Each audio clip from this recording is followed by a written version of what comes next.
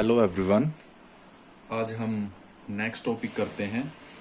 Last topic हमने average value of alternating current किया था। ये भी उसी की तरह सिमिलर है। आज हम अल्टरनेटिंग ये average value of alternating EMF पढ़ते हैं। सिमिलर है, अगर आपने वो अच्छे से नहीं समझा तो आप लास्ट वीडियो जरूर देख लें।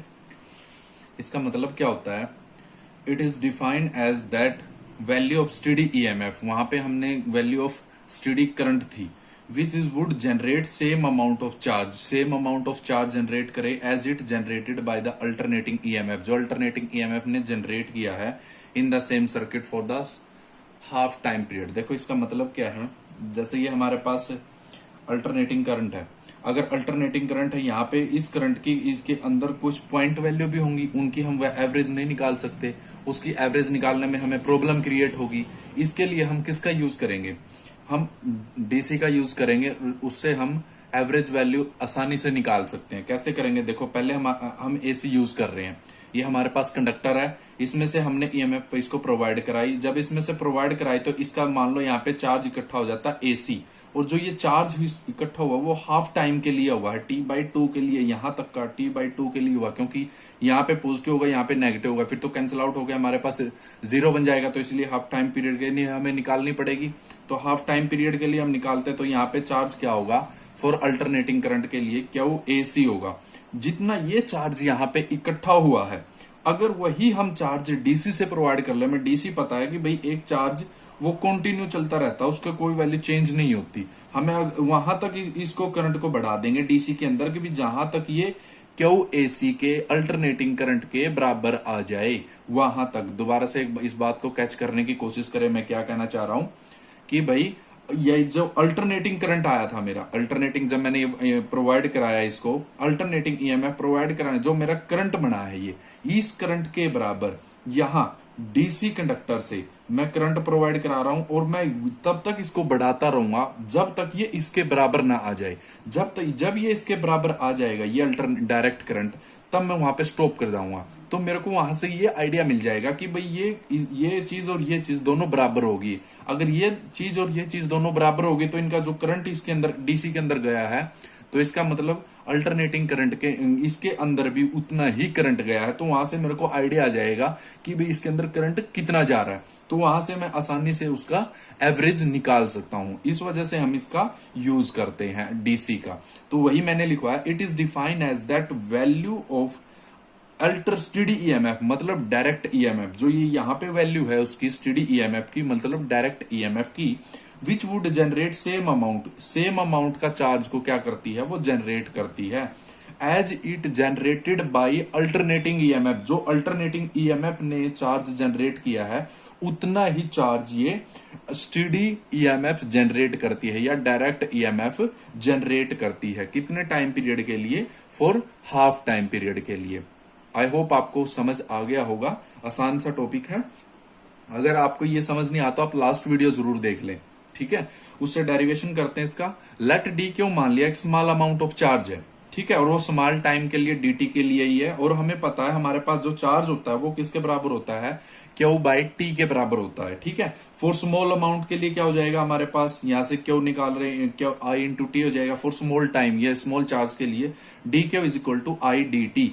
यहां से आई की वैल्यू निकाल सकते हैं ओम्स लॉ से। ये क्या होती है? V by R. और वी हमारी किसके बराबर होती है? ये हमारे ईएमएफ यूज कर रहे हैं, तो यहाँ पे वी की जगह हम ई यूज करेंगे, ठीक है।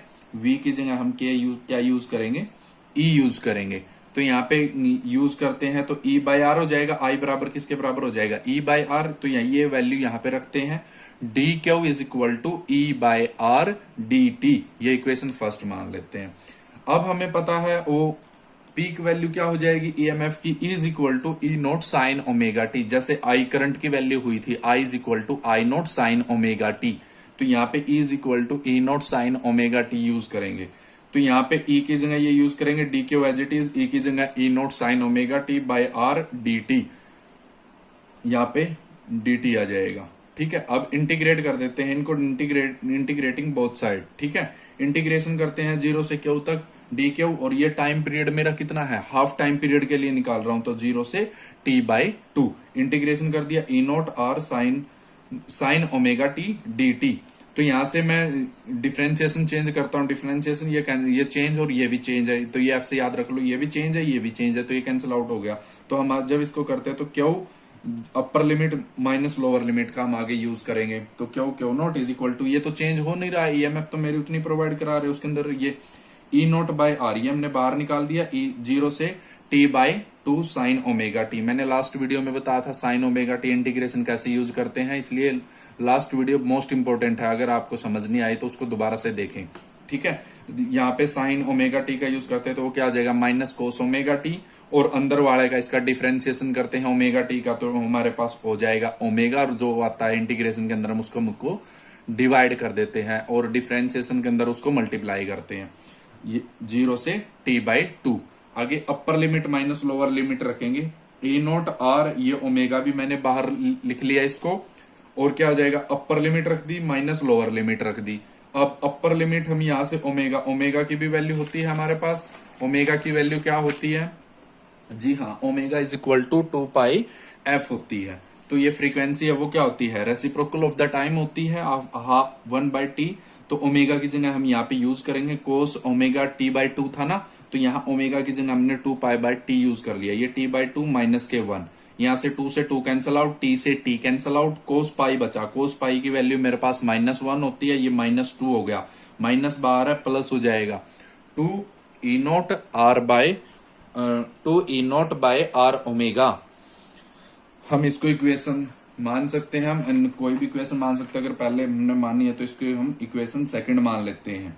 ठीक है, तो हमारे पास क्या हो जाएगा, देखो लेट ईएम क्या है, जो हमारे पास ये यहाँ पे एवरेज मीन आई थी, ये हमारे पास एवरेज मीन आई थी किसकी, ईएमएफ की। ठीक है, ईएमएफ की, तो हमारे पास वैल्यू ऑफ डीसी है विच would generate same amount of charge, वो क्या करती है same amount of charge generate कर रही है, कितना, जो चार्ज मेरा अल्टरनेटिंग करंट, यहाँ अल्टरनेटिंग ईएमएफ इसमें एसी वाले में था, ये एसी का सिंबल होता है, ये डायरेक्ट का सिंबल होता है, या एसी वाले में जितना चार्ज था मैंने उतना ही चार्ज इसमें डायरेक्ट वाले में दिया, तभी तो वो मेरे बराबर हुआ, तभी मेरा एवरेज संभव हो पाया। तो इस वजह से मेरे को डीसी बराबर रखना पड़ेगा, और यहां से क्यू डीसी किसके बराबर हो जाएगा, आई इंटू टी होता है, वैसे हमारे पास करंट किसके बराबर होता है, चार्ज पर टाइम होता है, क्यू डीसी के लिए हम यूज करेंगे, टाइम कितना यूज कर रहे हैं हम, हाफ टाइम पीरियड के लिए यूज कर रहे हैं, तो टी बाई 2, क्यू डीसी आई क्या है, ई एम बाई आर, वही मैंने जो फर्स्ट बताया यहाँ पे equation of first, v is equal to I R, I equal to V by R है, v की जगह हम क्या यूज कर रहे हैं यहाँ पे ईएमएफ यूज कर रहे हैं,